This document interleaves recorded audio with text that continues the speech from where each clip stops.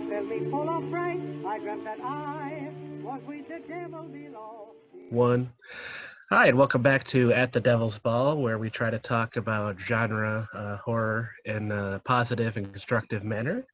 I'm Sammaeal and with me, as always, is Nathaniel Johnson, co-host Hey. and founder of The Feast. How you doing, man? I'm well. Yeah. So tonight we got another special. We got our part 2 of the Supernatural wrap-up. That's right. I think we said a lot about the importance of the show in part 1, but I don't think you can really understate its importance as far as 20th century genre television goes. Absolutely not. I feel like it's second only to probably Doctor Who as far as, the level of fan base and cultural significance. For its type. Yeah. Sure. But it has finally, or I guess not necessarily finally, depending on how you feel about it, but it has ended after 15 years. Yeah, 15 strong years. And so that three times or 15 times how long some people thought it was going to last. Exactly. Exactly. Had a pretty good hit to miss ratio, I thought. Yeah, I mean, it very nearly. I actually was thinking about this when the finale aired, and obviously what happened in the finale happened. Right. I was thinking back to, and I'll tell this now because I'm not going to bother when spending time on it when we have everybody in the room. Right. Was that I way back in season 7. Mm-hmm. I don't know. I can't remember when you said you started watching. If you're watching live yet at that point. 5 or 6, I think 7 by 7 we were both watching it. But basically back in season 7 when the ratings had dropped to the lowest it ever got, right. And they announced that it was going to go to season 8, that it was going to be renewed, but it was moving to Friday nights. Oh, the death spot, yeah. The death spot, and nothing ever came back from that. Right. And so I think everybody was thinking that was it. So I remember talking to a friend of mine about the friend who got me into the show, KT.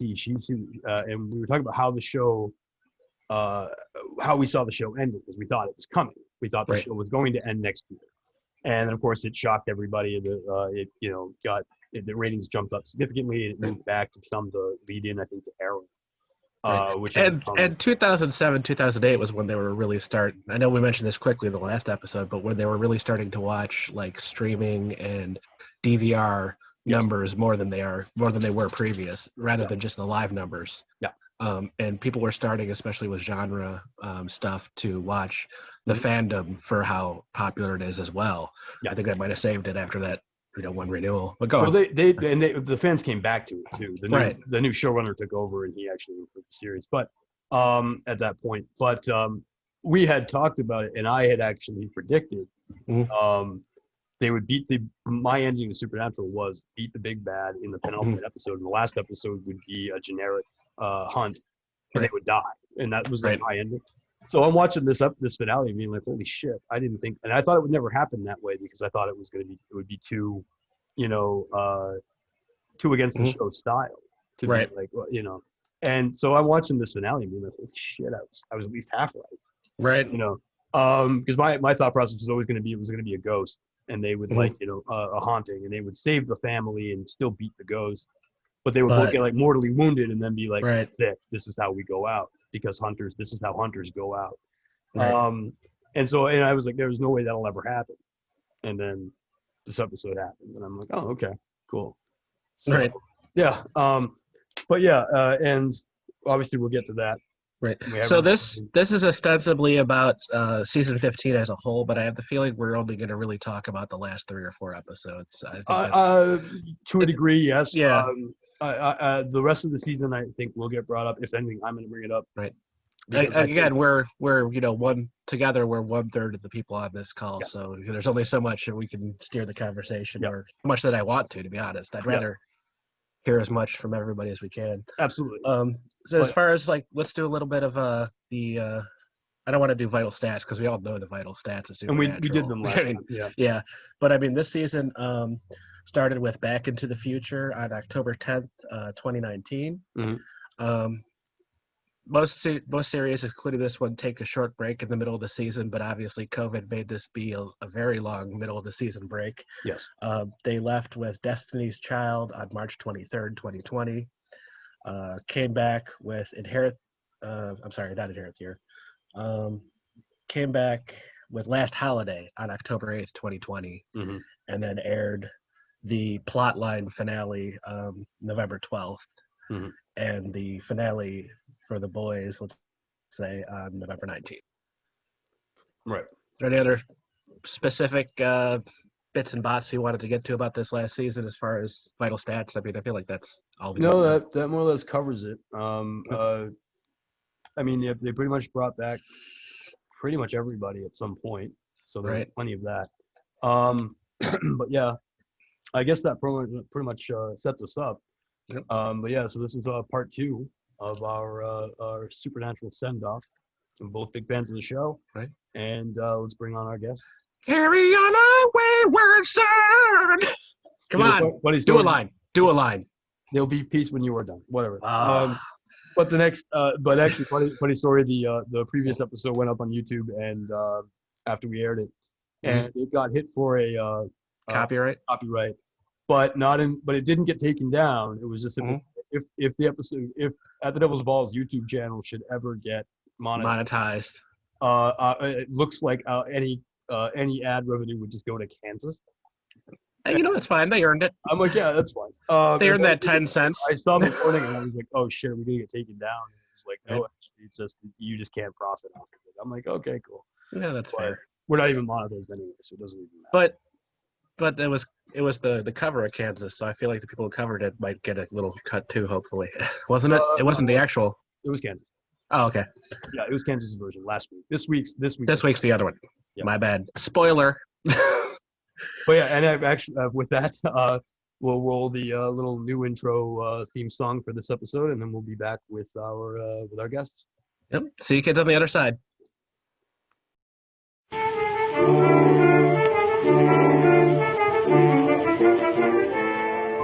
Carry on my wayward son.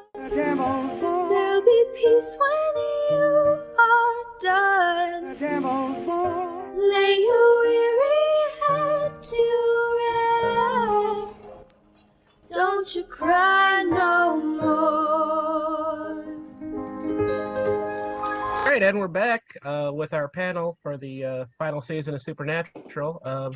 I guess first we'll do introductions. I have Micah Brown. We've got Nastasia Reichel.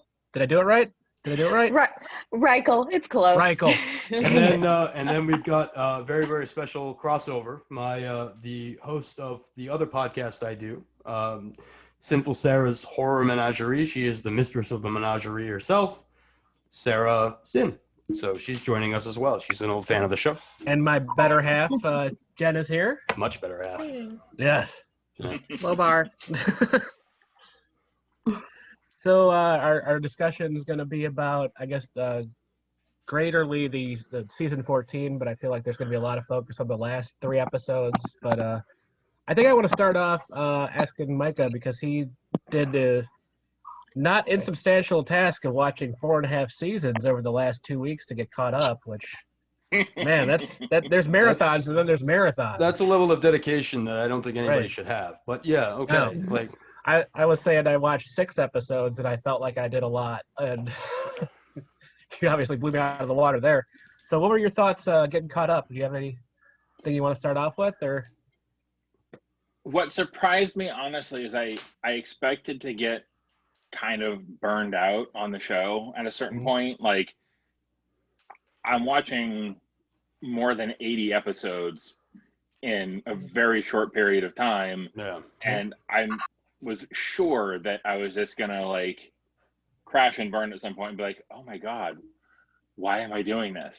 But at no point in 4.5 seasons did I get burned out on the show. Like not even like British Men of Letters, like. No, I actually liked that season. Oh. Me too. I was like, maybe I should skip season 12. I'm like, no, I'm going to do every single season. I will do it. And I did not get bogged down in British Men of Letters. I thought it wasn't their best season, but I certainly didn't feel I got bogged down in it.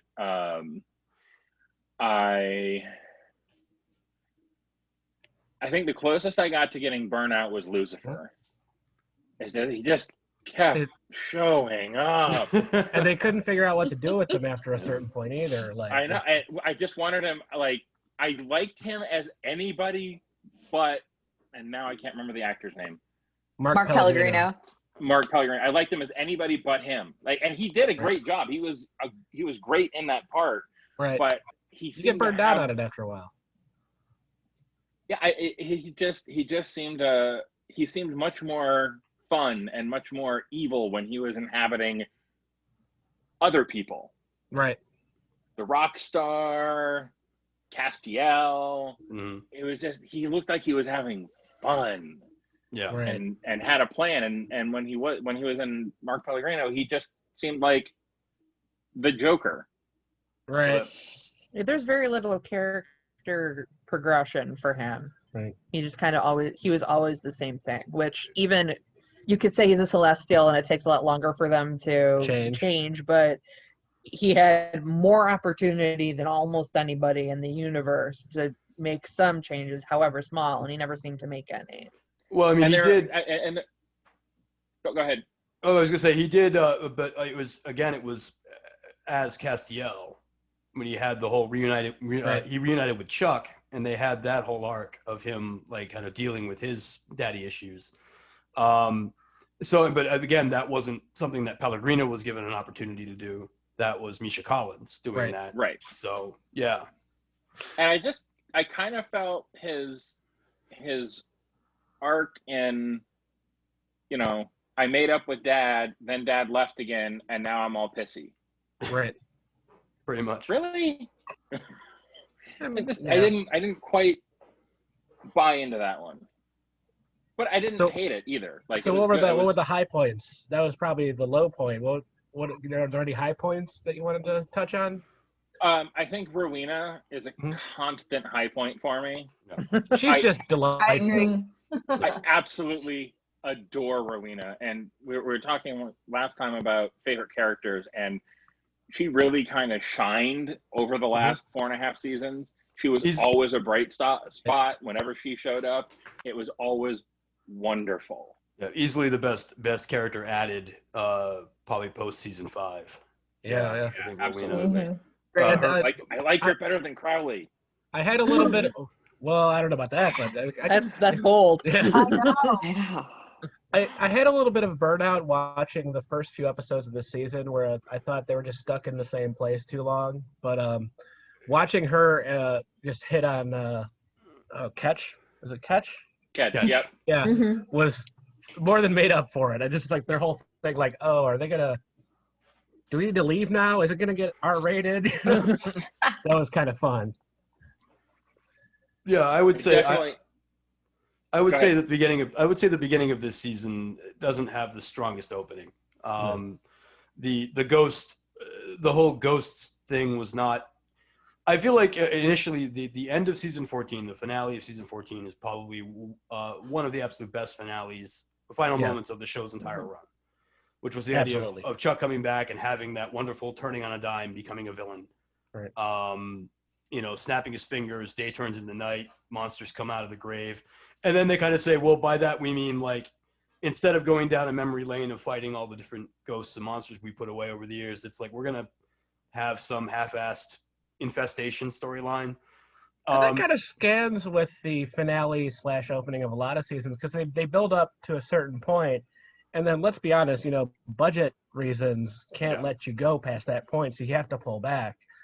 But the problem with the first few episodes of this season that I had was it was filmed pretty much all daytime, all in like a suburban cul-de-sac, and it didn't look like Supernatural to me in a lot of ways. It looked very, very fake. Very, very fake. Like they were going to pull back the curtain and find out that they were not actually in the right dimension or something. I think it's also somewhat that it was delaying the inevitable. Like, I almost feel like this season would have been better served being just 10 straight through. You know what I mean? Right. Like, just being like, it would be fewer episodes, but just pour it on. Because the show, when the stakes are what they are with, obviously God being the main villain, I just feel like they kind of like, for me for them to go through a Cool Hand Luke episode, kind of gets a little bit, or Color of Money rather, not Cool Hand Luke, Color of Money. where they play pool for 42 minutes. Or as much as I love Christian Kane, we have a random episode where he meets up with his old buddy in a bar and does karaoke, and we don't really know what that has to do with anything. Right. So I mean, like, but when the show, because I feel like this season, when this show got to brass tacks, it was one of its strongest seasons ever.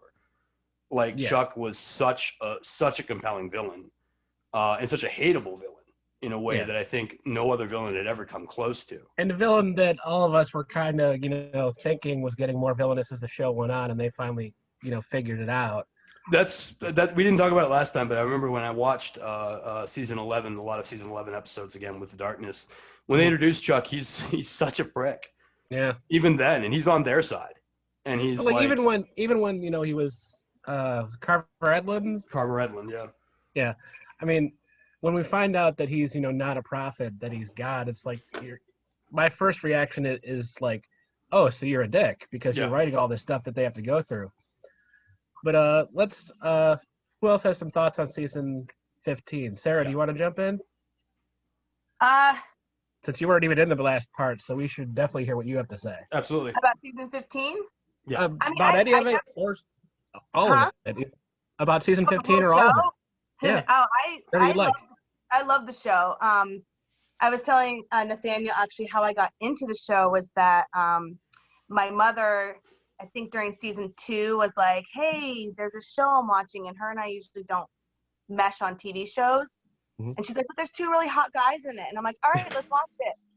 And I started watching it with her, and we ended up watching it together. My mother actually passed away 2 years ago, so I've been watching the show religiously. So, but 15 definitely was a little interesting. I liked it, but there were times I didn't like it. I will admit that. I do like Chuck being the villain. I think that was kind of cool to turn God into the villain. I'm not quite sure how I feel about Jack being a good guy. I agree. I know that's kind of turning the whole Antichrist on its head, being like, okay, you're expecting the Antichrist to be the Antichrist, like the Omen, but we get this good guy instead. So that's the only part I'm not sure how I feel about, because I kind of feel like the Antichrist might have been a good villain to kind of add in. Yeah. They actually, it's almost forgotten now, but they did the Antichrist way back in season 5. There was the little kid who could do anything. Yeah. Yeah. And at the end of the episode, he just wishes himself out of existence rather than be the Antichrist. The problem I had with Jack is they spent too long. They started off where you didn't know if he's going to be good or bad, and then they decided, well, he's going to be good, but he spent too long being a stupid puppy. I agree. Basically. Even when they started setting him up to be the villain, he was a stupid puppy. Right. Which is fine, because you got this, ultimate powered being, and he's basically a 5-year-old or 5-month-old kid. So yeah, he might be a pretty bad villain.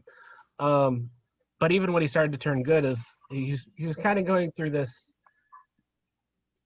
not as good version of like Castiel trying to figure out what human means. Right. Yeah. And it took a little bit too long, and then they ran out of episodes, and they had to turn him, real quick, basically, into what he became at the end, I think.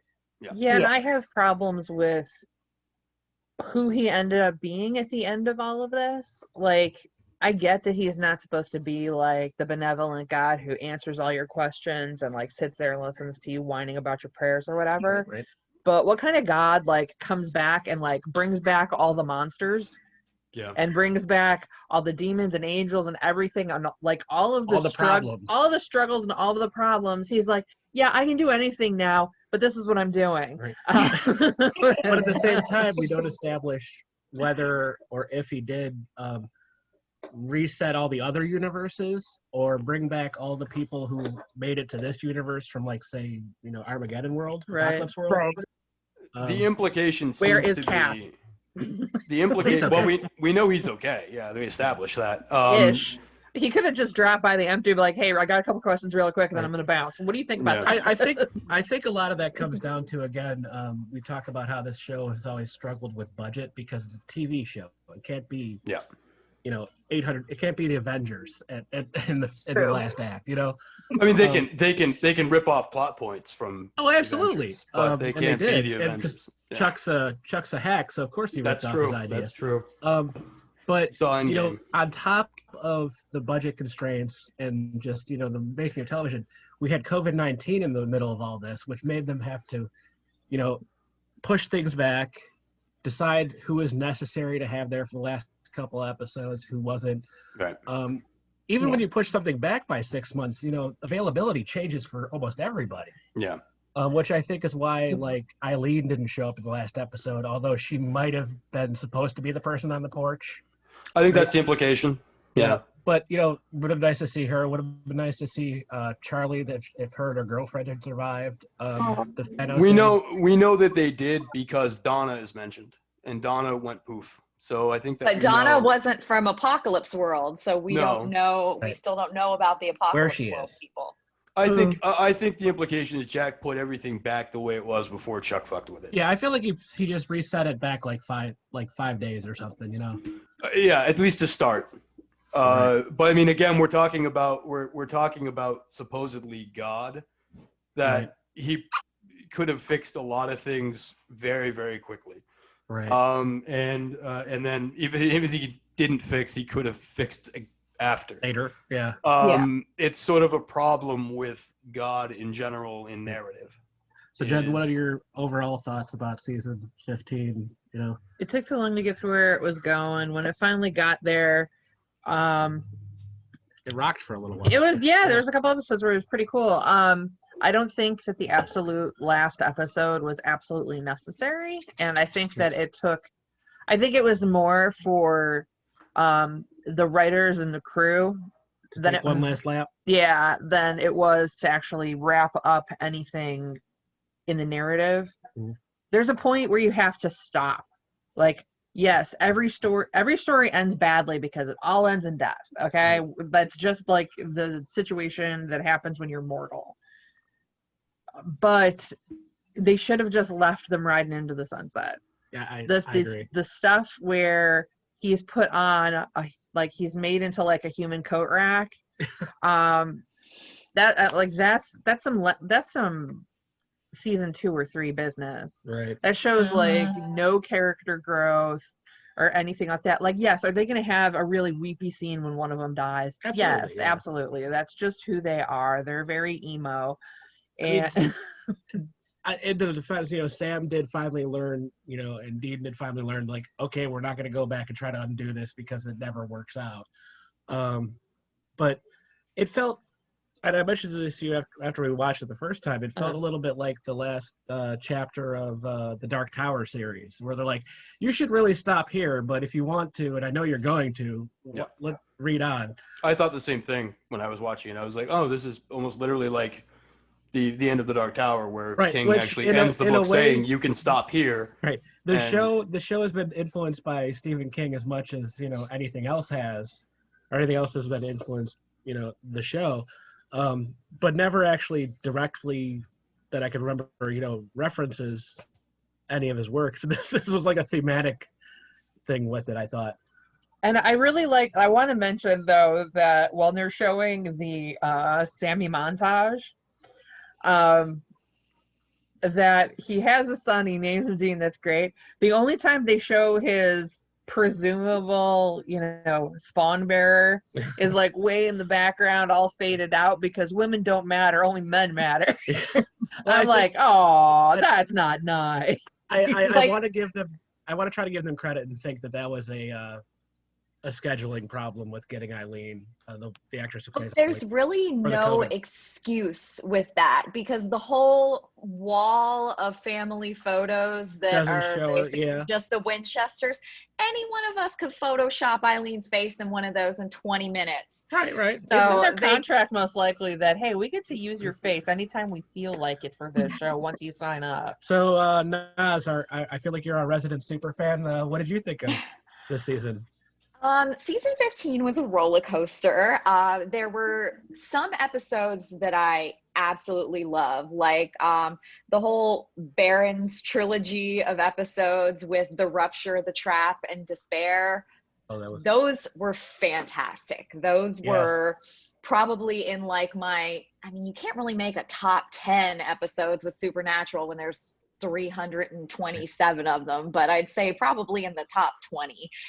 And there was I'm sorry, it was the rupture, the trap, the despair. Were those the three leading up to the Chuck episode? Were those separated? No, the rupture was the third episode. The trap was the that's ninth, right. and then Right. yeah, and they were all written by Robert Behrens, and he writes just like a lot of episodes I love. And there was a ton of filler with this season, and especially with it being a shorter season. Yeah, it was. There really episodes. were a lot of filler episodes. I enjoyed the one with Lee, and it was complete fan service. It was Christian Kane. It was karaoke. Right. I don't mind that at all, but as far as especially in the later half of the season too, when you keep expecting, okay, we're gonna get into the grit of things, right, and then it's like 3 or 4 filler episodes in a row, which are always fun, but you don't expect that as much in the last season when they're fighting God and they've got like 50 plot points they need to tie up before the season ends. They always try to balance the monster of the week with the mythology. And I think they did a better job of it than the X-Files did a lot of the time. But yeah, I mean, like, especially in the back half of the season, I feel like, let's just keep the ball rolling. Let's just keep, going with that. The one so-called filler episode, I don't think, I don't know if you think it's a filler episode or not. The one that I liked the most this season was when they took away the plot armor. Yes. That was just wonderful. That was a joy. It's something we've been waiting for, I feel, as fans for 15 years to see, at least for a moment, And by that you mean plot armor is the episode where they're out of luck.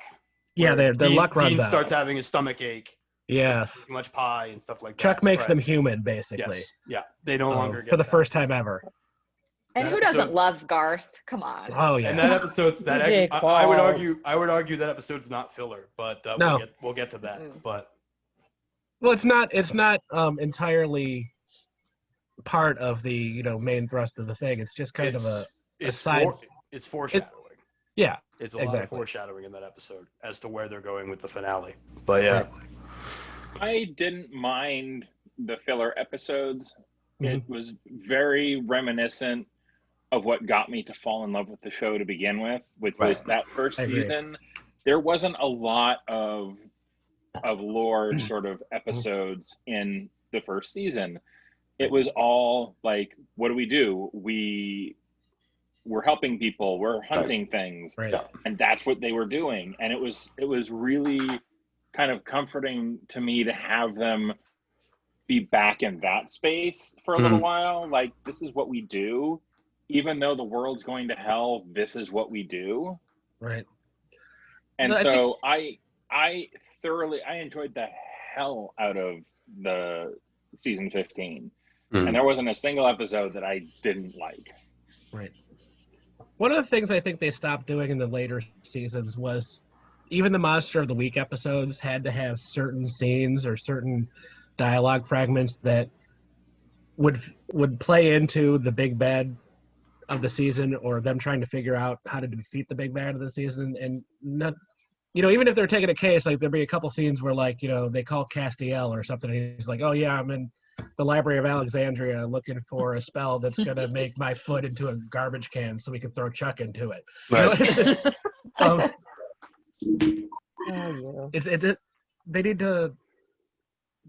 They needed to stop doing that because if you're watching a Monster of the Week episode and they keep throwing the lore stuff into that episode, it can feel more like filler than it really should be. You should be just enjoying the snack that they're giving you, this the candy they're giving you of going and fighting a Wendigo or something,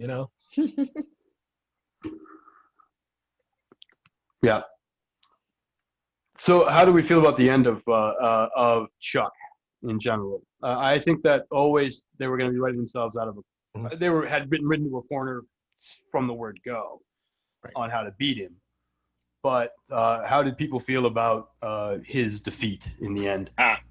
I loved it. It was very, very reminiscent of Avatar: The Last Airbender. Okay. Where, I have not watched the show.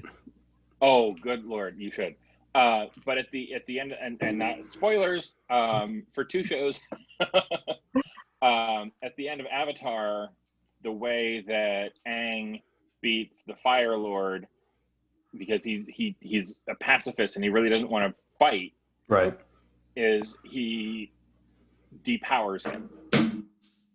Okay. He just takes away his power and turns him human, which, you know, when I saw what they were doing to Chuck, and at the end of that, he's like, "Oh, you're just going to live a human life and die a nobody." Oh, well. That's how, that's actually how the end of, there's a comic book series called Harrow County. Very, very good horror comic by Cullen Bunn that has the same thing. The main character basically finds out that by her own existence, she's godlike power, and there's another godlike entity just like her, and her only way to kind of beat that entity is to basically depower them both. Right. She just says, if I'm not around, then you can't be around. It's a pacifistic way of dealing with something that can't die in a normal way. I don't know if anybody was really terribly surprised by how it ended. It's just the way it was played was so wonderful, the final confrontation, so to speak.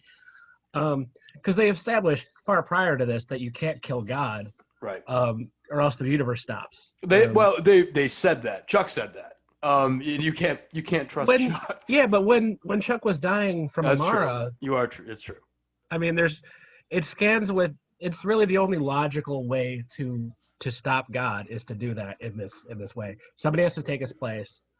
They set it up very well, I thought, where, you know, I don't know if they thought it all out several seasons in advance, but it certainly seemed like they knew from the start what Jack's power was going to end up being by the end and how they could use that to resolve it. Mm-hmm. It was a little abrupt the way, you know, it wrapped up so quickly, but that's another supernatural staple, I think. Yeah. No matter. Yeah. It's like the Star Trek technobabble endings. Right, yeah. We've got to do this random thing that makes that we must reverse the polarity of the interocitor. Yes. Yeah. Sarah, how did you like the ending? Did the final confrontation or the way they upstaged him, I guess? For how they defeated Chuck? Yeah. I think it was fitting because, you know, I think part of maybe God's power and maybe just not a very religious person, but in religion in general, like that's kind of what God is. Like everyone knows who he is. Right. Everyone prays to him. He's the center of the world. And to take away all that power was, I don't know, I agree, it was very fitting. Mm-hmm. I mean, this man who was everything and everyone prayed to him. Everyone wanted to go to heaven to be with him. He was everything. To have to live a mortal life and to die a nobody is to die like the people he didn't give a shit about. Exactly. Yeah. So I think it was very fitting for him to go out that way. I think just killing him off wouldn't have been as I would have been it was a very Star Trek kind of ending in the classical sense where they're like, no, I'm not going to kill you, you asshole, you know? Yeah. Because this is so much worse. Yeah. Exactly. And, you know, to just depower him and leave him like that. Again, this is why I think it was the true ending to the series, because that's the culmination of all of their journeys. I mean, you know, Dean finally shows mercy. Sam checks to make sure he's not going to be a problem before they decide to show mercy. Jack finally, you know, found his special purpose or whatever. You know, it all. I liked Jack's ending. I do too. I like it. I think it's fitting, and I think the way he just puts everything back, and I like his hands off. Like I like that comment. Team Free Will won. Because that is exactly what it is. That is free will. That is, there's got to be balance. So there's got to be darkness. So there's got to be monsters in this universe. And I'm not getting involved anymore because look what happened last time God got involved. Right. You know, I am here. I am with you. I am everywhere, and I am everything. And I am also the perfect parent. You figure it out. Right. Well, I think also in the sense that Jack is also not a parent. Right. Like he's not taking that role. He's a dumb kid. Mm-hmm. And but I mean, basically, what he's going to do is again, has been foreshadowed. I don't think he's a dumb kid anymore. I think they rushed it, but he definitely exuded the wisdom of what you think a god should do. Well, they also there's also a metaphorical element to the whole energy sucking thing that's going on with Jack. When you realize that Jack has been throughout the course of a few seasons of characterization, has been absorbing value systems and ideas from all of these different fathers, ostensibly. I think that's the point, is when they have like Lucifer and Michael both show up in that episode and start punching each other, and Jack like kind of looks like he's constipated. I think it's supposed to be the idea is Jack is sort of seeing, really truly seeing in a very, very short period of time what Chuck's world is. And at the same time as he's absorbing the power that's coming off of these two. Exactly. Yeah. He's also saying, here's what to avoid. And it's to basically be as removed as possible, because he has to choose in that moment between the brotherly system that God wants and the brotherly system of the Winchesters, and he chooses to be a Winchester, and a Winchester is God now, and another Winchester is, in my mind, co-God, Castiel. But what kind of entity that spent so many seasons wanting desperately to be one of the Winchesters, to be part of the family, and like Dean's like, he's in our family, he's not in our family, whatever, now we're all best friends, and he spent all that time, and he has the power to bring them back together so that they can start from here and go wherever, and he just doesn't do it. Right. You know, he leaves Cass wherever the hell he left them. You know, but that's not their value system. Right. Their value system isn't to be together as a family. That's like the one thing they've been fighting for. They'll be arguing in 10 minutes. Give them something, though. They were They were fighting for free will. Right. They were fighting against a God that was telling them what to do. That's all they've ever. Right. This is my story that I'm writing, and this is how it ends. Yeah. Okay. I orchestrated all of this. And then Jack says, "That's not my story at all. It's your story to tell however the hell you want to tell it." You know. But I just leave everything in ruins and then I pop on out of here. That's decent. He put things back mostly. He made a better heaven. Yeah. He made a better heaven. Yeah. He let people be people and have actual, honest to goodness free will. Yeah. This is that your kind of jives entire with the life way. now. That kind of jives with the way if I would have had to write God for this, a better version of God for the ending, that kind of jives with how I would do it, because I've always felt that there's a certain point at which you have to move out of your parents' house to be an adult, and I feel that same way about God. It's like sooner or later you got to just let them do what they're gonna do and make their own path. Otherwise, what's the point? Yeah. Do I agree with everything? You can only have so many floods. Right. Do I agree with every single tiny aspect of the way it happened? No, but the broad strokes are okay. Yeah. But yeah, I think that no matter what, it was gonna end up being an awkward ending. But I think that it was satisfying to see Chuck kind of like rolling around in the dirt, kind of being like, "Guys, wait!" No, like, guys. yeah, like we're like they're just like they're friends who had a spat, you know. Right. And, remember, the ultimate suffering for him is whatever the hell we do on Wednesdays. Yeah. Like, oh no, I have to be like 7 billion people. Holy crap. He has to live out the game that he liked to play with others. And womp womp. I can't think of a more fitting way to end his story than that. Yeah.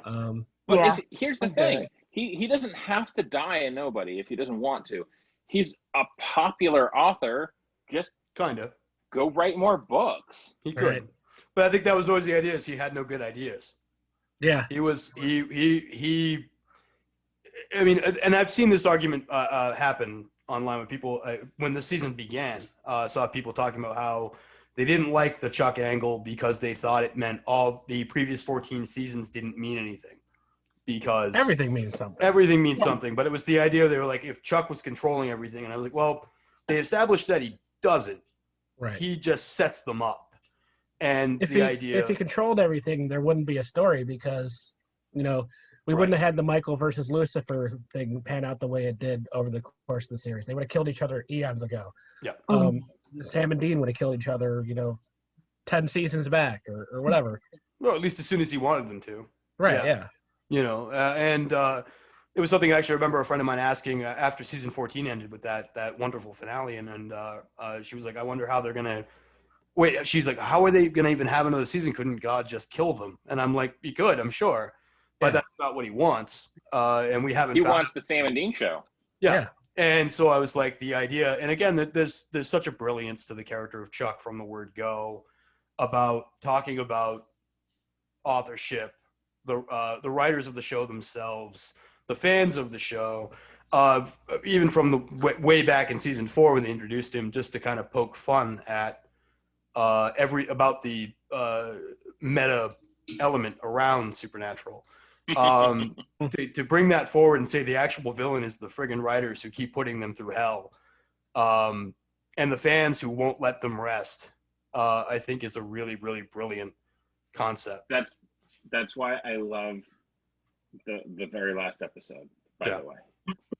They get to rest. And that's the kind of character that only a writer can write, because, you know, at a certain point your story does get away from you and tells you what to do next, you know.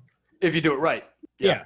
If you're listening. And if you're not, you try to force it and you become a hack like Chuck, you know, and then so his future as a human is not going to be best-selling author. He doesn't have that. He doesn't have that ability. He doesn't actually have any skill as a writer. They had that wonderful unless he decides to write a series of novels where Dean and Castiel get married, then he'll make a lot of money. Well, I was going to say way back, yes, he will. way back in season back in season 11, and I had written it down for last time, and we didn't get to it because I decided to wait on Chuck. It's that wonderful episode. It's like basically a one-act play of Chuck and Metatron in a bar, right? And Metatron and Chuck is writing. Such a good one. And Chuck's like, "Here's all this writing I'm doing," and Metatron's going, "This is garbage. Like you are writing crap. Like what the hell?" And so I mean, like we get that idea that Chuck is just not that good a writer, anyway. Yeah, Metatron is ghostwriter, and I think he was doing a lot of the heavy lifting. Metatron, fair enough. At least at the beginning, with the Bible and all that crap, you know, before he moved off on his own. But yeah, Chuck. But I think I get your point, Mike. Is that it's going to be that Chuck has an opportunity to redeem himself. I think he could try to be a better person, but I don't think that's really not his nature. He's never had to learn anything, so why would it be his nature to do better? I didn't really learn to play guitar. I just gave myself the ability. You know, he says that in that episode. You know, where he's like, I didn't really learn to play guitar. I just gave myself the ability to play guitar. And that's why it sounds tinny and fake, because he doesn't have the experience behind it. Exactly. Yeah. What's next, Sam? Let's see. I know a lot of the fandom was really torn over the last episode. How does everybody feel about the last episode? How it felt to them? The very last episode, not the wrap up of the real mythology, last episode. Which I kind of see as the actual ending, and then this is just a bonus basically. I loved it, and I don't know where I am in the hierarchy of fans in that, but who cares? It's just what you think. Yeah. Cried through the entire episode after the Dean thing. I think if I had changed anything, it would be like Dean just keeps talking and talking and talking. It is like, Sam doesn't get to say anything. No. Can we just? Okay. Is he dead? Oh, that sounded like he was about to die. Okay, no, still going. Still going. Suddenly it's the end of Hamlet. Yeah. You know. Or Kung Pao enter the fist. Already dead. Yeah. No, I thought it was wonderful, and it gave closure that I think a lot of series don't want to give closure, and a lot of and I know J.K. Rowling is in hot water for certain viewpoints which are incorrect, but I liked the epilogue in Harry Potter because it was her saying, as an author, there isn't any more. Right. We're done. And except I felt like, well, but she hasn't done Harry Potter again. She did The Cursed Child, but that was about his kid. More than Harry Potter himself. And hey, she's continued in the universe, certainly, but it's been much more and they could continue in the supernatural universe. They could try and resurrect wayward sisters. They could. Was that a backdoor pilot for? Yes, it was. Supernatural. Yeah. That they tried to launch. There's so much stuff that they could do in the universe without having to rely on Sam and Dean. Right. Yeah. And I just felt like they'd earned it. They'd gotten it. They were done. God is gone. That Chuck is gone. Not God. Chuck is gone. They have their own lives, and now it's over. Yeah. It's done. There's not any more to tell. We've told their entire story. Appreciate that. Yes. Yeah. Very few shows get that kind of closure that this one obviously did, because you'd really have to work very, very hard to bring them two back for a movie or this, that, or the other, and not have it be set in the past. Naz, how about you? How did you feel about it?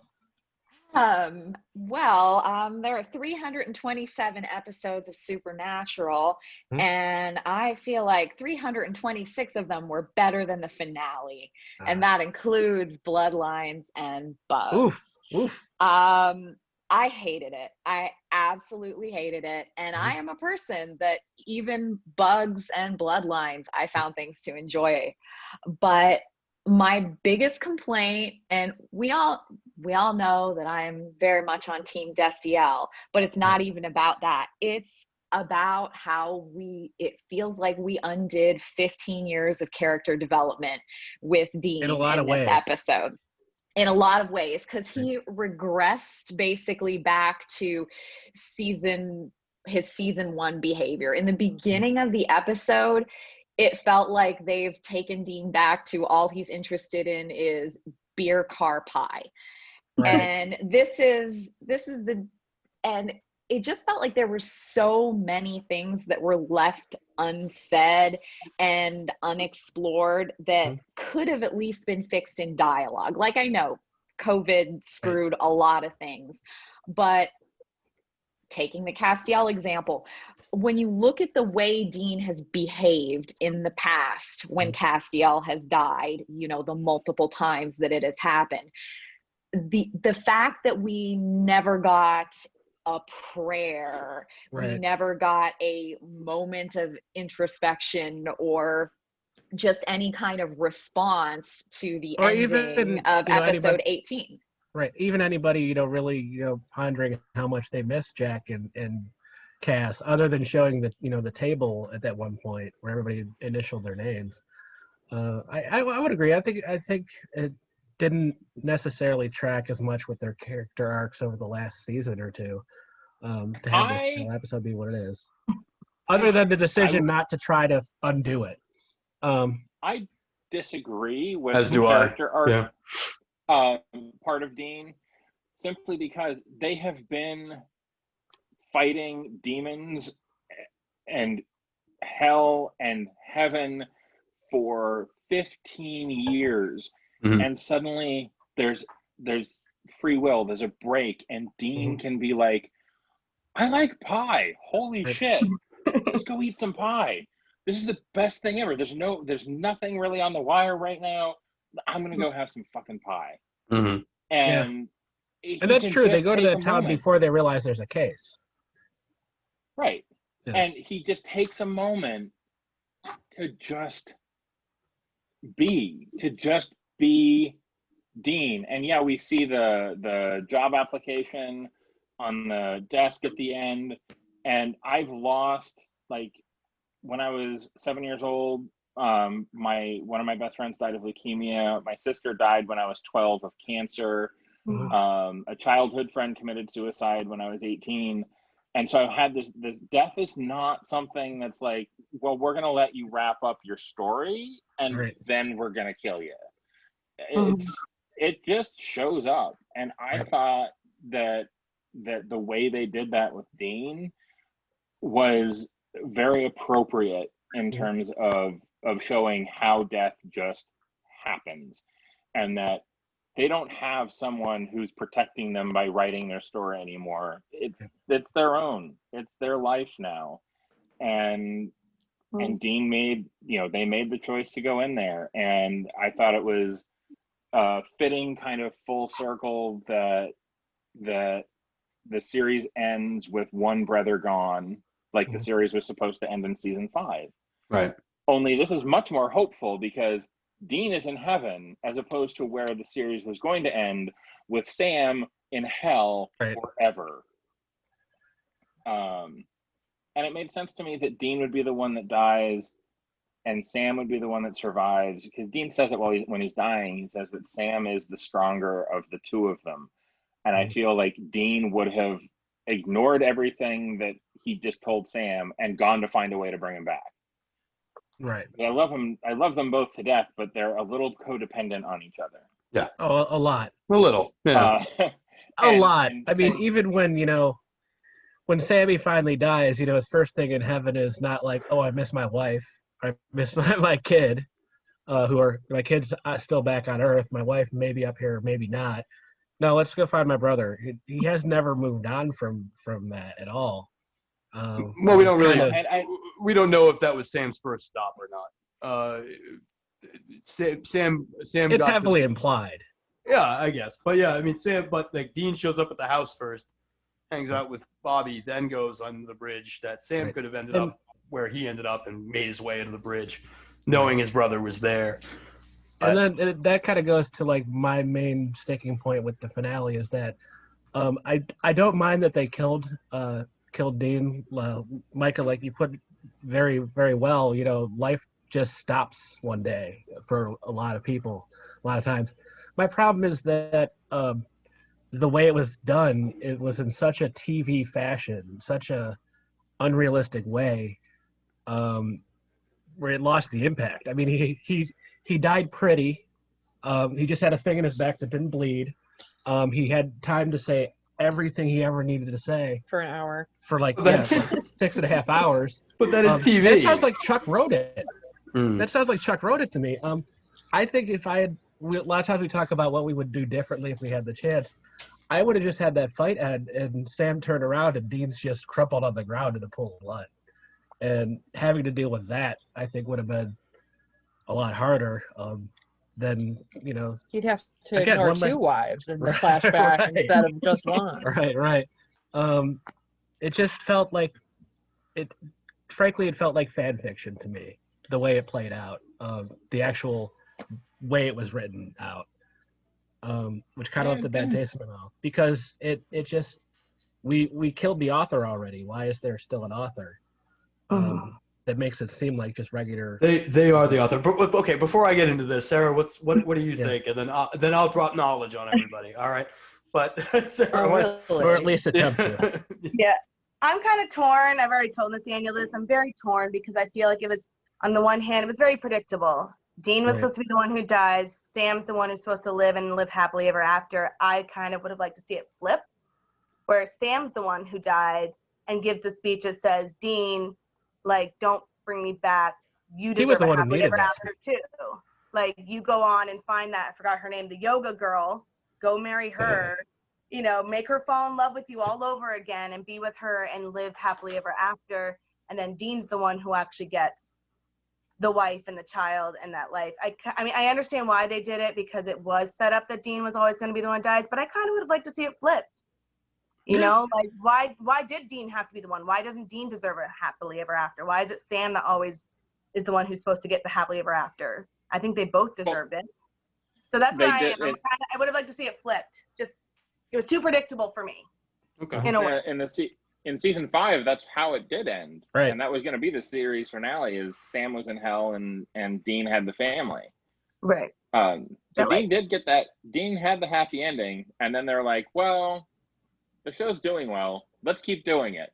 Right. And Eric Kripke's like, well, I'm done. Good luck, guys. True. But I mean, it was a success. I liked it. I mean, Kripke did say, like, I hope you guys like the ending because it's totally different from what I would have done. Right. I think he would have just put them in a meat grinder just to, like, screw the fans. Right. Right. But that's kind of what I love about him. Yeah. Right. Well, anyway, so what I think about the finales, first of all, that this season in particular has been in more, because it's the last season, they actually managed to do a lot more intellectually and emotionally than I think they had been able to do in 14 years. there's actual, like, they've never done foreshadowing in a show before. This season they did, and I was like, holy shit, there's foreshadowing. Like, you've actually managed to pull this off this time. But I mean, like, from the word go, we've started dealing with the idea of Dean letting go. Dean starting to actually deal with his emotions in this season. Mm-hmm. He forgives Jack for killing his mother. He'd forgiven his father the previous season. He forgives Cass for his perceived slights at the beginning of the season. He gets pushed back towards that anger and all that hate and all that pain that he has as Chuck starts to get to him when he can't beat Chuck. He starts to go back towards that, and that's when he ends up pulling a gun on Sam, which he had never done prior. And that helps him come to his senses. But I think that the idea is that what we have in terms of, and we look at this finale, and I'm focusing on Dean right now. When we look at this finale, the beginning of the episode, as Micah pointed out, he's having fun again in this episode. Dean is like enjoying the hunt. You know, he's going to have pie, and Sam says, "Well, I miss Castiel. I miss Jack," and Dean says, "That's never going to stop. We have to live." That's the Dean that has been developed for years, is the idea that he finally gets over all of that stuff he's been hanging on to. And in my mind, so that I think that's been foreshadowed since the beginning of the season. I think that Sam living a normal life has been foreshadowed since the beginning of the season, in the sense that when they go to see Garth, and he sees Garth has children, and Garth more or less says everything up to and including, you should try it sometime. You know, get yourself a kid. You know, right. You'll love being a parent. And Jack in general becoming more like Sam's son. And the idea that Dean loved Jack, but then, you know, says, you know, Jack's not family. But Dean didn't mean that.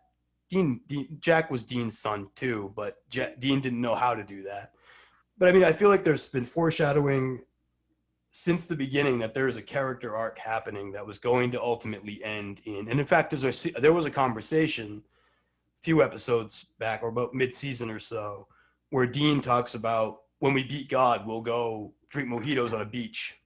You know, right. we'll retire. And Sam says, as long as we're together, there's no retirement.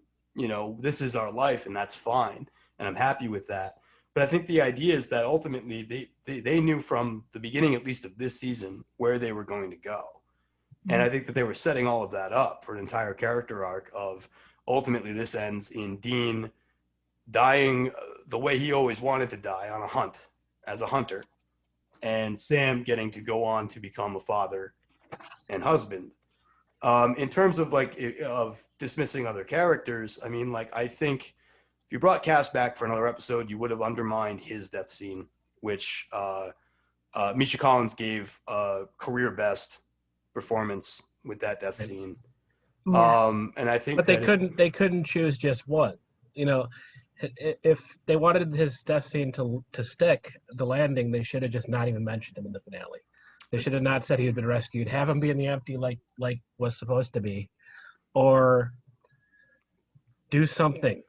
Anything. You know, I wouldn't have. But I mean, my point is that I still feel like that if you would include anybody else in this finale except Bobby, Bobby had to be there to give the exposition. Otherwise, we wouldn't have believed it as an audience member. But they didn't have to mention Cass at all.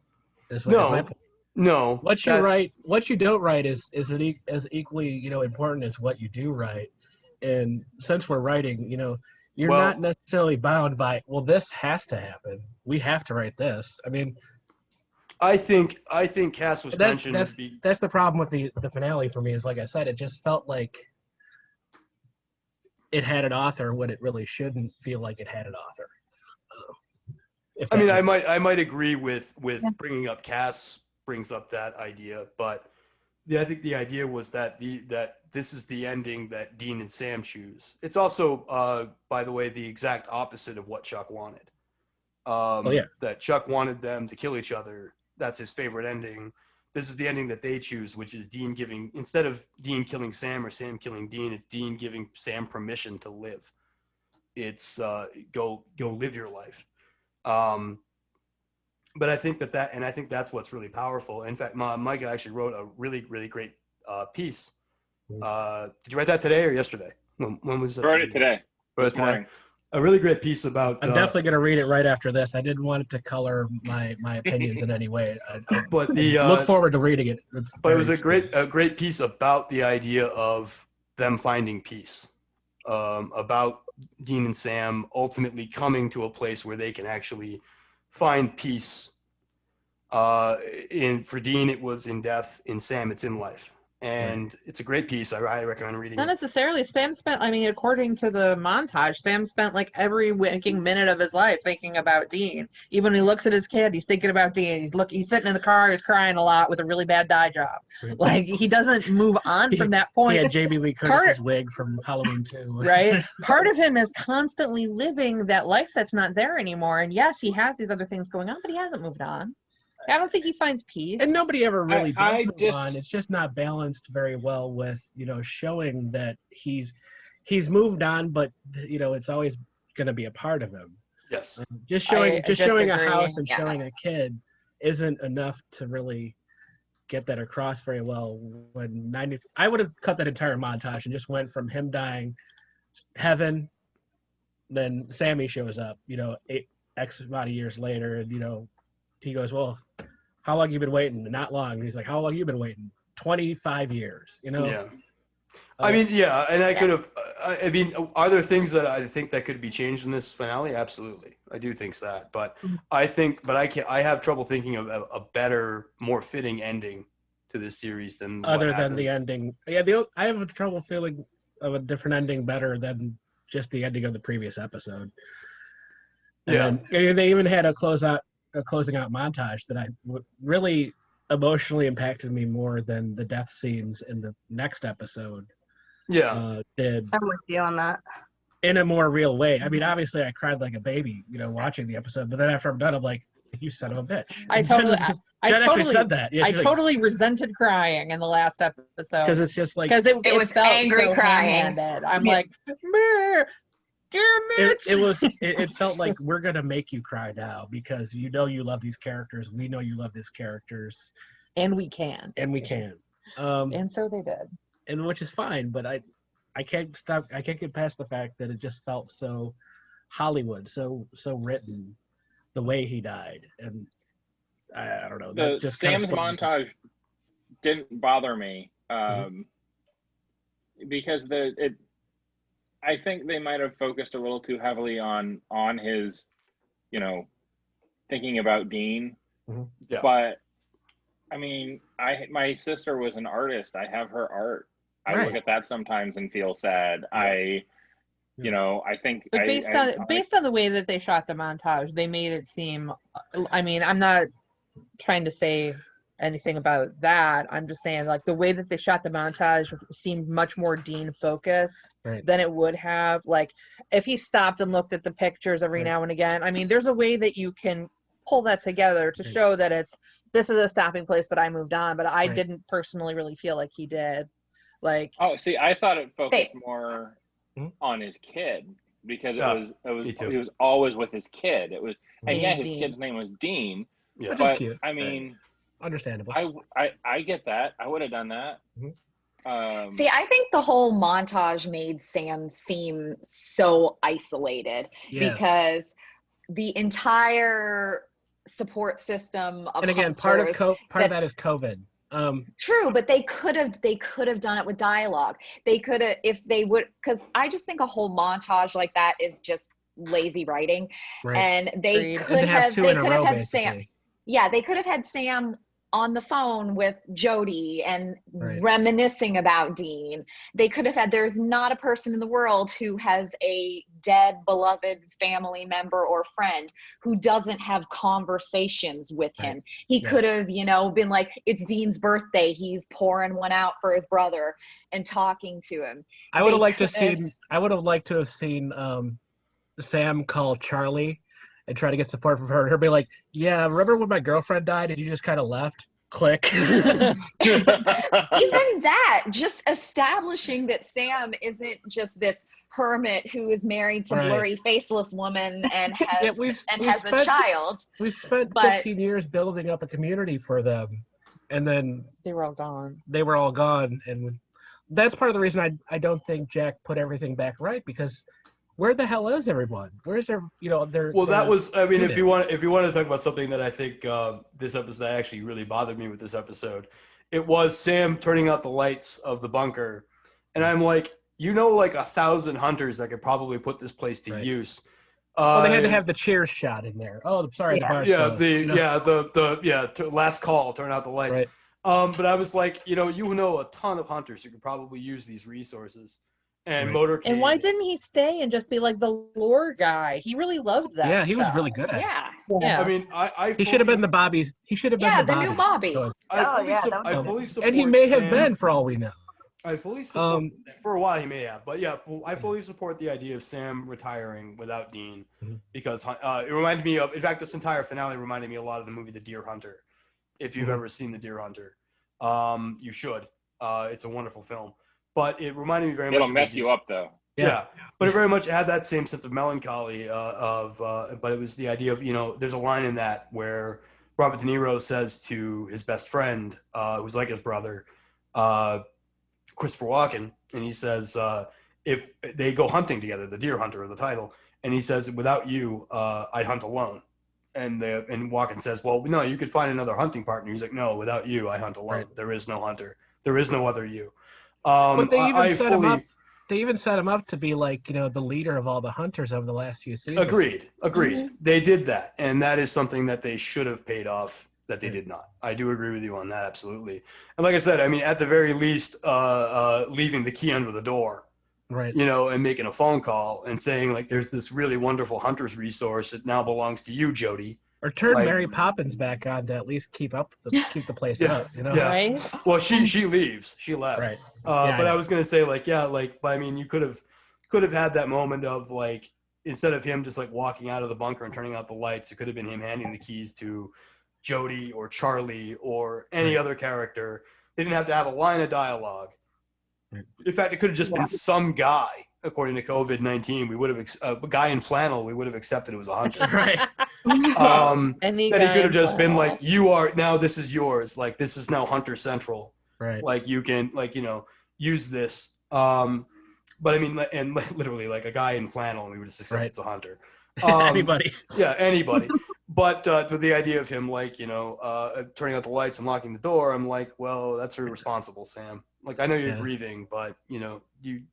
Yeah, I saw it as Sam's ending. I'm a writer, so maybe I fill in a lot of gaps that. I think we're all writers. We all, I had that problem. A lot of gaps. So Sam left. That was Sam's ending for the bunker, and I never thought for a second that someone else wasn't going to use it. I mean, that's what I would like to believe. The end.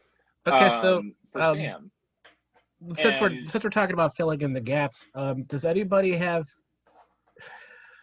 Is Sam's son a hunter? No. Did he just have protection? So. Not at all. Yeah, because he did have the tattoo. But he was also dressed in flannel. So was he dressed in flannel? I think it's just a family tradition. Right. But why was the tattoo on his arm? You remember when they got the tattoos? They made a big point. Get it on your. Because it would be weird. It would be really weird if he took his shirt off next to his dying dad for no reason. Yeah. Let me see your nips again one last time, son. I don't think. And he wouldn't be like, "Here, guys," It doesn't really matter, I think, where it's placed, because I think they both have it placed slightly differently. Right. Yeah, Becky's was on her lower back, so. Right. Yeah.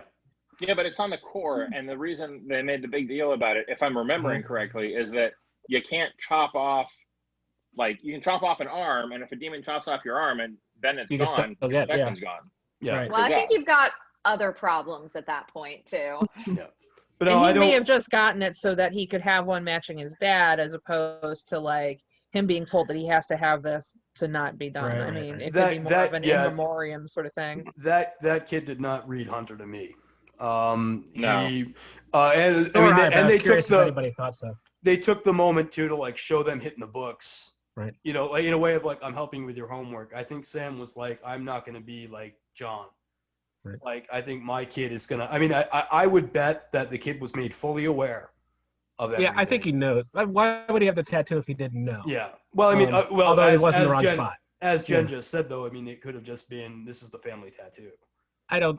But I believe think I believe he told the kid everything. I don't it's think possible, but way not to. Yeah, But, especially it would be in the back of Sam's head, like if Blurry Woman is not Eileen, he's still gonna think, well, I didn't tell Jessica about this, and look what happened. So I feel maybe like he married the lady in white from the first episode. Yeah. It all comes full circle. Just circling back to a thought I had before I lose it on the montage again, and some of the choices they had to make. I keep thinking about COVID, and I keep thinking about my own work life right now with stuff going on, and they're under incredible deadlines. They had to probably rewrite a whole bunch of stuff. From what I understand, they did not actually. By the way, you need to have this done tomorrow because we need to film because everyone's on this really tight COVID schedule. So what do you got for us? And they're like, montage. Right. I really look forward to seeing an oral history or an audio commentary about this season as a whole and how it was affected by extenuating circumstances. From what I understand, what I've read was the reason why that back few episodes was delayed was they had finished shooting. Excuse me. No, and they had not. I thought I read that they had. They went back. Yeah, they to shooting hadn't shot the last two. That was all. The other Yeah. ones were all done. They just hadn't had post-production yet. I see. Okay, that makes sense. All right, so I feel like you guys want to start wrapping up. Sure. I think a fun way to do it, maybe we'll go around and everybody give either a fan theory that they like or a fan theory that they just came up with off the top of their head, and talk a little bit about that. A little way to be fun at the end instead of focusing on our grievances with some of the choices made or not grievances. Sarah, you've been pretty quiet. Let's start with you. I don't like talking over people. Sorry. No, it's if you're going to survive here. Yeah, we'll get there. I let Sarah has the entire floor on our podcast. So, and then I jump in when she says that's okay. So just so people don't think that Sarah's being like browbeaten into not saying anything. She's the boss on the other show. So I just like to step back a little. Mm-hmm. A fan theory, or do you want me to just say whatever? Whatever you'd like. I just thought it'd be fun to do fan theories, but if you have something else you want to say, by all means. For me, the show is just and this isn't a fan theory. This is probably kind of sappy, but it's a connection to my mother. I mean, she's the whole reason I started watching the show to begin with, and the whole reason I continue. And I don't know. I feel like the whole season, the last few seasons, she was watching it with me. And I could hear her the whole time saying like what she liked and what she didn't like. And I actually thought the previous episode was the last episode. After they did that little montage, I was crying and I was like, that's a great way to end it. And then I looked it up and I was like, there's another one? Right. So that kind of threw me off. But no, I love them. I don't know. It's a connection to my mother. That's really all it is. I have no. That's wonderful, though. Yeah, I mean, that's absolutely. It's little connections like that, even to pop culture, that really keep people alive. That's when they're gone. Yes. It's good. It's good to have something to go back to relive that stuff. Yeah. Nathaniel, what do you got? I was gonna say actually that we didn't really get to talk about it much, but I was gonna talk about there were a couple of balls up in the air that were left in the end of the season, and it just so happened that they both happened to be in Castiel plots, and I think that a Castiel finale might actually be in the Castiel spinoff might actually be in the cards, because they made there were two episodes. One when Castiel wakes Ruby up in the empty. And she says, the empty really sucks. Can you help us out? And he's like, I'll try. It's never brought up again. Right. And then the second is there's an episode where Cass and Jack go hunting. And the teenage girl is doing Saw and killing people. Right. And they set up the Crossroads demon. Says he's bored because Rowena's changed the rules of hell. But when that girl is put in the back of the police car, it's a blink and you miss it moment. But the guy driving the car is the Crossroads Demon. His eyes go red, and they never bring it up. Right. Never again. So I'm wondering if they threw a couple of balls up in the air so that Castiel could become like Castiel, Agent of Jack, as his own show. Like Jack can't get involved, but Cass can. But I hear the theme music now, and it's 70s. Yeah. Right. But it was something that I has a noticed, sidekick who's a monkey. And something that I wrote down. And hey, maybe that the hunters he checks in on could be the Wayward Sisters, because Claire Novak is still out there, his vessel's kid. So I was just thinking that today when I was thinking about random other stuff to talk about. I was like, they never did actually handle a couple of Castiel B plots. So that's my fan theory. Naz, how about you? What do you got for us? Well, first of all, Nate's fan theory. Now I'm manifesting this in the universe because I need that to happen. And my fan theory, and this is for anyone else who was not a fan of the finale and how things turned out, just tell yourself that in a few days, we're going to see Sam shaking Dean in a basement somewhere. It's like, I can't believe you got caught by a djinn again. Nice. So that would be good. That just tell yourself that. He's just having a weird djinn nightmare in a basement. I've had somewhere. djinn nightmares before, but not that kind of djinn.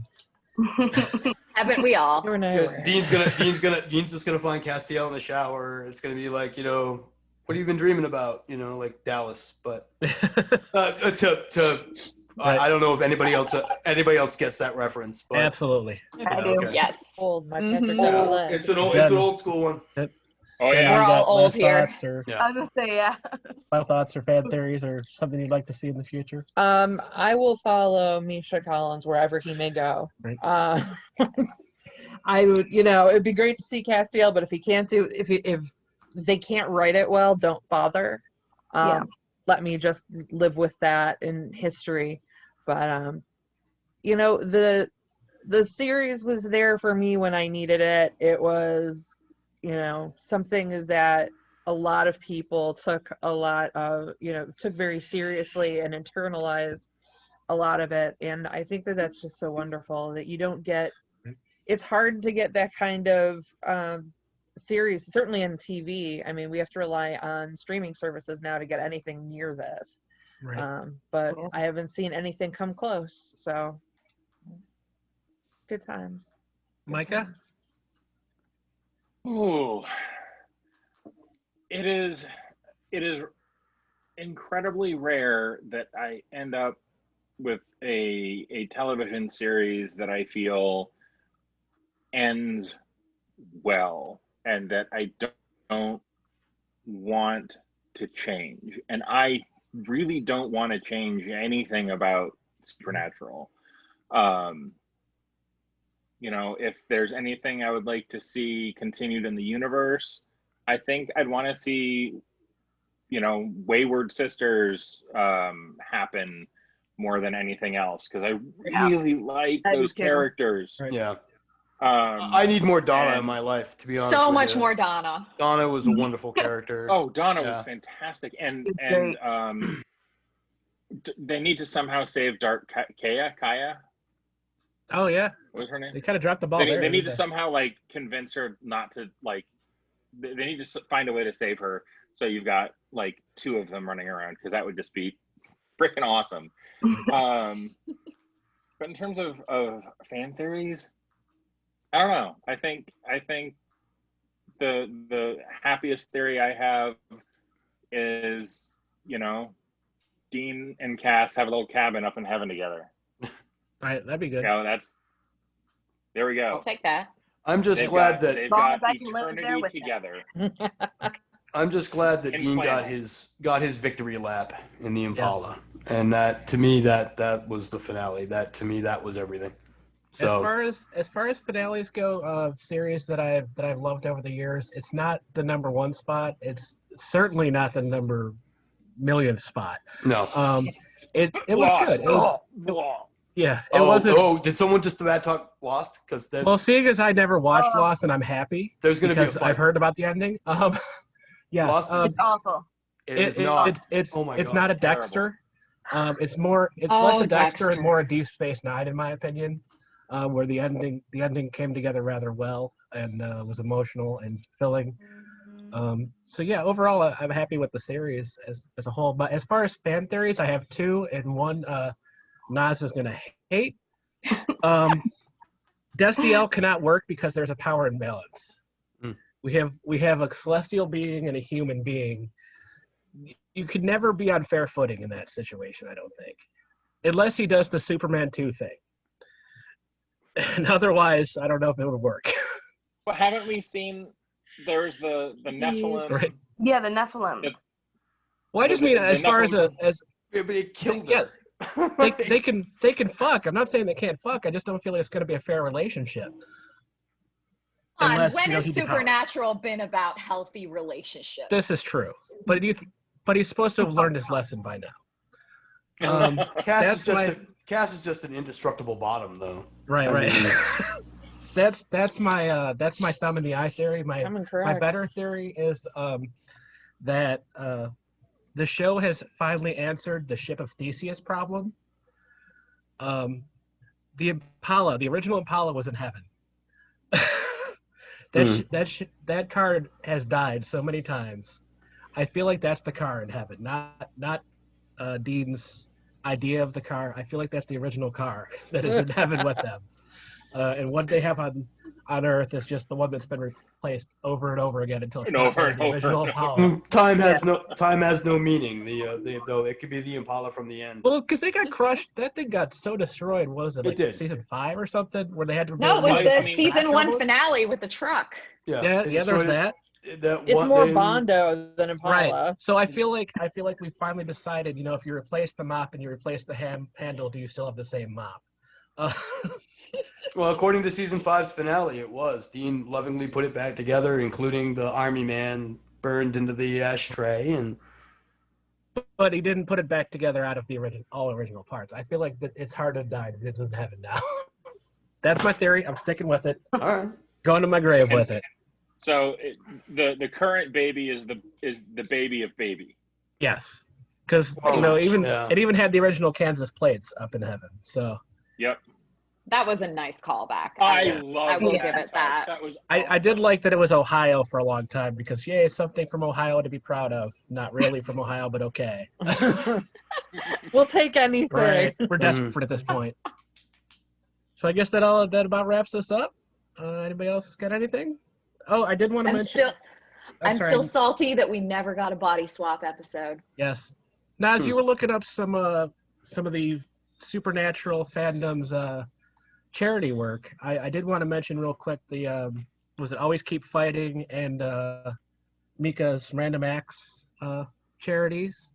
Yeah. And you found a couple others. Were there others worth mentioning? Yeah, there's one that's going crazy. The Castiel Project. It's raised like $53,000 that's going to LGBT charity. I think it's called the Trevor Project.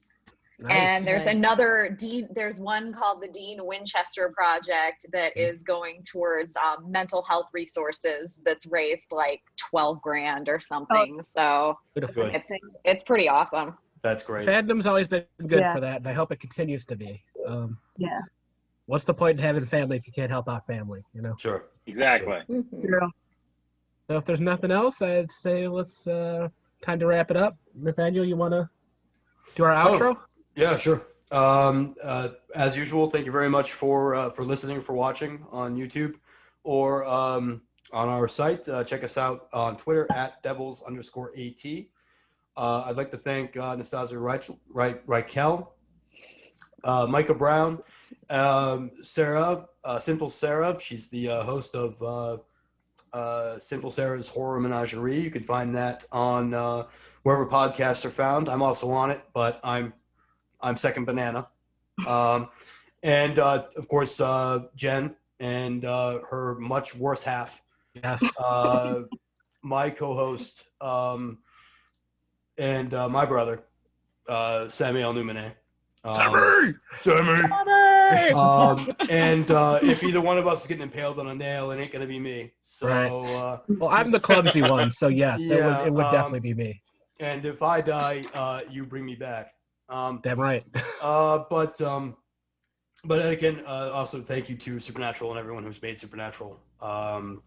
Wouldn't be here talking about it without you. I don't know if any show has made this much of an impact on so many people in so hopefully such a positive way. Again, I am Nathaniel, host of At the Devil's Ball. Thank you very much for watching, and thank you very much. Good night and namaste. The devil, oh, sassy devil, dancing at the devil's ball. Don't you cry.